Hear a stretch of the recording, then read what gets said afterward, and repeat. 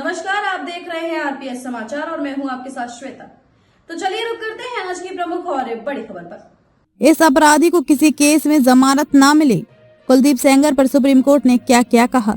Unnao rape case में सजा याफ्ता कुलदीप सेंगर को सुप्रीम कोर्ट से बड़ा झटका लगा है। सुप्रीम कोर्ट ने पूर्व विधायक कुलदीप सेंगर को राहत देने वाले दिल्ली हाईकोर्ट के फैसले पर रोक लगा दी है। कोर्ट ने यह भी कहा कि आरोप गंभीर है, इस अपराधी को किसी भी मामले में जमानत नहीं मिलनी चाहिए।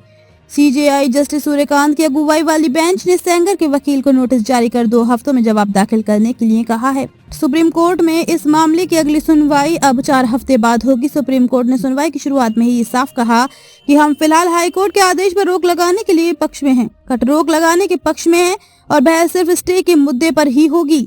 कोर्ट ने कहा कि सेंगर दूसरे मामले में जेल में बंद है, स्थिति अजीब है। सुप्रीम कोर्ट ने कहा कि आज इस मामले पर अंतिम फैसला नहीं कर रहे हैं। कुलदीप सेंगर के वकील ने हस्तक्षेप की अनुमति देने की अपील की। इस पर कोर्ट ने नोटिस जारी कर 2 हफ्ते में जवाब दाखिल करने के लिए कहा। सुप्रीम कोर्ट ने यह भी स्पष्ट कहा कि सेंगर को रिहा नहीं किया जाएगा।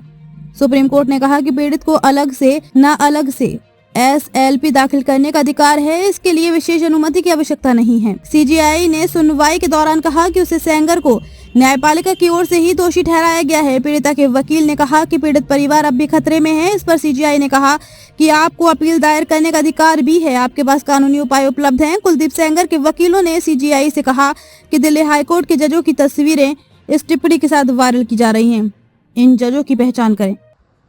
खबरों में अब तक के लिए बस इतना ही। फिर होगी आपसे मुलाकात ऐसी किसी बड़ी और खास खबर के साथ। तब तक के लिए नमस्कार और देखते रहिए आरपीएस समाचार।